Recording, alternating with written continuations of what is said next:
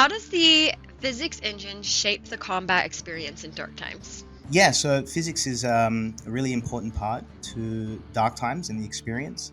I wrote a paper maybe 3, 4 years ago talking about immersive sims being a paradigm for design rather than a genre. So if we think about Breath of the Wild, there are a lot of things in that game, throwing things around, picking up and moving stuff, firing, have an impact on the world, the physics system. A lot of these things come into play to create these emergent situations. We spoke about that too in the last episode about combining mechanics together to have something happen that you might not necessarily have seen before. And a lot of that comes from the immersive sim genre. And a lot of those games are put together in a way where you can combine systems and see what happens. And I think that that's a really interesting design philosophy, and it's something I use at Blowfish with the designs that we do, where we don't necessarily treat immersive sim as just a genre. We're not making System Shock and we're not making Bioshock, but we're using the principles that they applied to make things, enable you to be able to tackle any encounter in a way that you think makes sense and not really say, no, you can't do that. You want to try this thing? Go ahead and try. We actually allow you to do that. Physics is super important. We use it for throwing. We can pick up and throw anything, any weapon you see in the game. You can pick up and you can throw. And all of that has physics on it. They're all rigid bodies that could hit someone and then cause a knockback into something else. Almost this like ricochet pinball kind of dynamic that happens. We have things like ragdoll and that type of stuff, but at its very essence, physics allows you to have a certain level of like randomness. There's something that I write about in that paper called scale. If we take just a simple game, let's take a horror, and you have a door opening mechanic, you could press a button to open and close the door. And I would call this a binary implementation, right? Or a binary design. You just have open and close. That's it. Press one button, open and close. There is no room for emergence to really happen. There's only two outcomes that can really emerge from that, right? And once you've seen them both, that's it. Or we could apply something like scale as a principle and allow the scroll wheel to slowly open and close the door. So now you can peek, right? You can see if there's anything there. You could open it a little bit, maybe throw a grenade in, right? Deal some damage. You could just open it really quickly, catch them off guard. There are a lot of things you can do just because we now have a non-binary, scalable implementation. And physics allows you to do that because by nature, physics is random.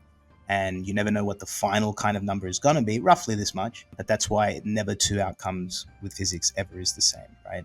And so we use techniques and tools to help us kind of mitigate some of those issues and challenges that come up with working with any kind of physics engine. How do you tackle such challenging systems such as the ragdoll mechanics and collision? Yeah, we talked about that randomness, and sometimes it's a blessing and a curse, right? Because it gives you that scale that we talked about, where you get a lot of range in what you're doing. The player can solve things in a lot of variety in a lot of different ways. But there is some point where we see this a lot in Gang Beasts. Now they lean into this. It's because there is no precision to the things that the player is required or asked to do.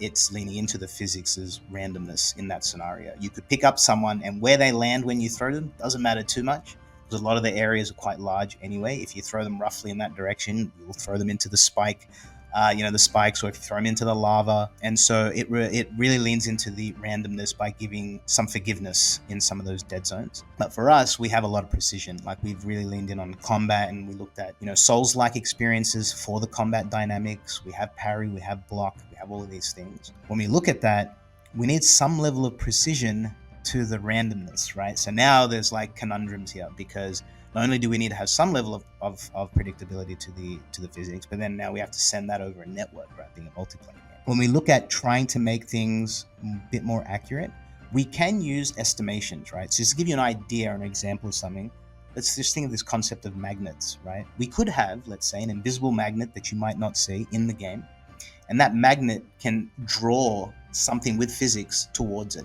right? As if it was made out of metal or something. And this is a concept that you can put into the game. You can create like a magnet. No players will see this, right? This is just for the way that we can control physics. But we might have a magnet placed somewhere, and then when someone gets thrown, they will get basically sucked towards this magnet and give you some level of precision. Because if you were aiming towards the execution point, we have a magnet at the execution point that you don't really see. You just see the execution point. If you roughly throw someone towards it, if you're close enough, it'll just kind of move them just kind of push them towards it so that you hit more often than not, right? So there are a lot of little things that we do to kind of assist the physics to make it a little bit more predictable, a bit more precise, so that when players are now thinking about how do I counter a specific move, they can rely on a physics maneuver in order to do that, and not be like, hey, I'm going to go for this play, and then the physics was off by like little tiny bits, and now you're just screwed, right? You just lost that match or that round. That was a big challenge, making things more precise. And then over a network, we've got up to 32 players in a single tournament. We've got up to 12 in a single map, and all those 12 players need to see all the physics, all the chemistry, right? You burn a tree down, it burns down for everyone, right? All of this stuff needs to be sent over a network. And so we're working diligently to make sure that the responsiveness is there. We're looking at the ping and the lag and making sure that those things are as low as possible. We're testing on servers that are local. We're testing on servers that are overseas to try and make sure we get an average of what the ping could possibly be. And it's not something that happens overnight, unfortunately. It is trial and error and trying things and optimizing, then doing it again, much like the level design process. And but we're doing it in that skyscraper method that I mentioned in the last episode. We're doing it layer at a time. We build it, it works, we balance it. I mentioned about all the art and all of that stuff. Then the last bit of that too now is like putting it over a network.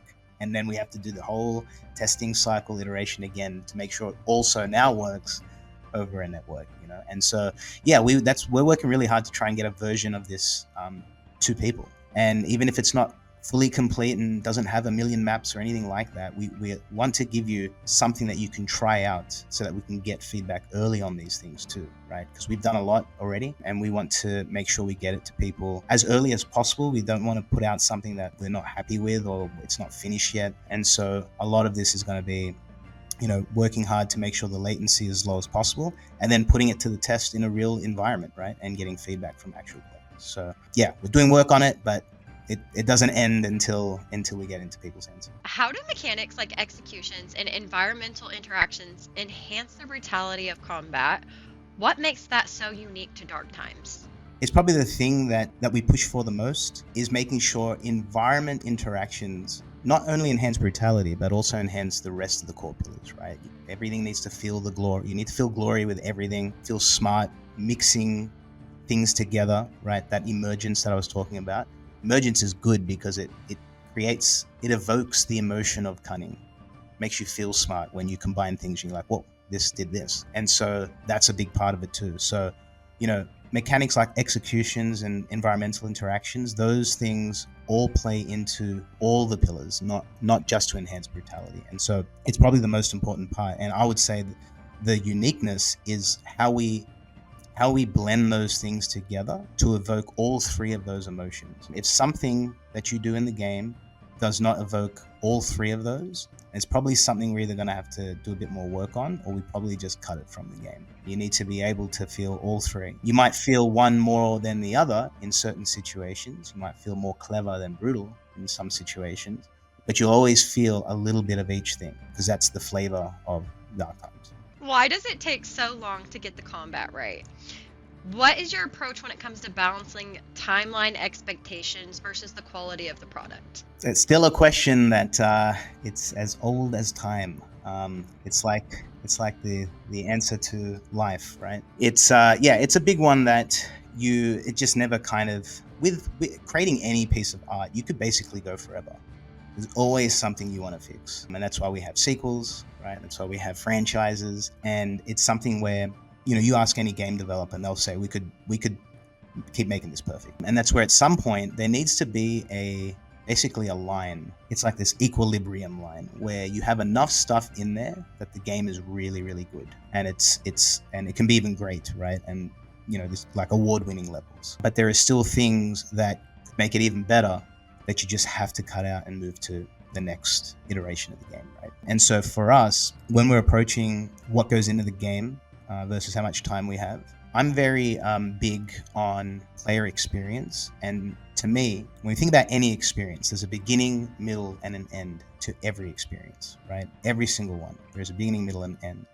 And this journey that you go through, you will learn something from it. Either something you haven't done before, like going to a new place you never traveled to before, or maybe an experience you've already had before that you really enjoy and you get to have it again. But there's always a beginning, a middle, and an end to any experience. So for me, at the very least, I need to give players that initial core experience, right?